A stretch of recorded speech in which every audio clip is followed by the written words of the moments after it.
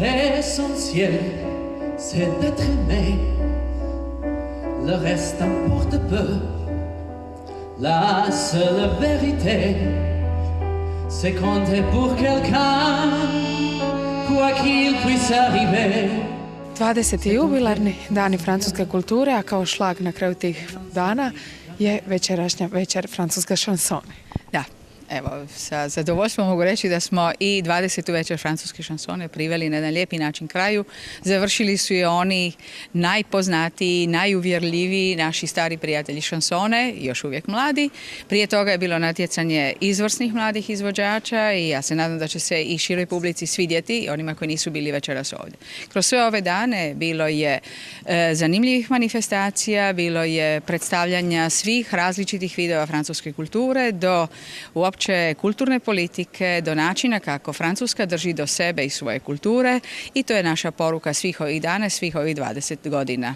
Držati do svoje kulture, njegovati je, pomoći mladima da uđu u sve njene pore, u sve njene ljepote i bit će nam svima ljepše. Isto tako, dobili su i bogate nagrade ovi mladi izvođači.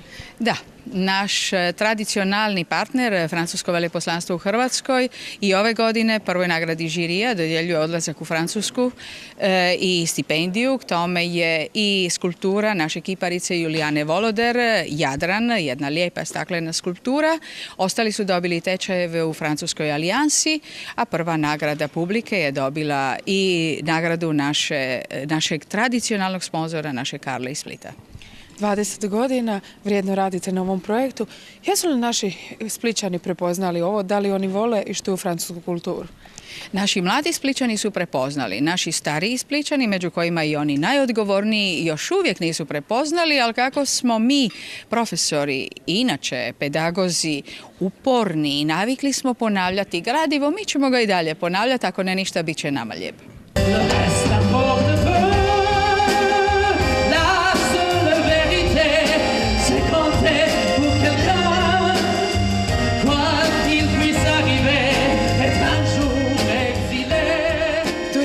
Pričaš francuski i od kada ljubav prema pjesmi?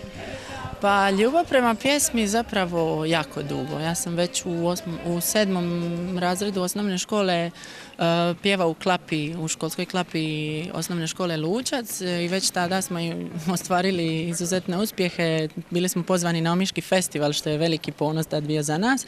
A tijekom srednje škole sam nastupao u mjuziklima koje je prva gimnazija u Splitu radila u suradnji sa Astor školom, koja je škola umjetnosti u Doveru.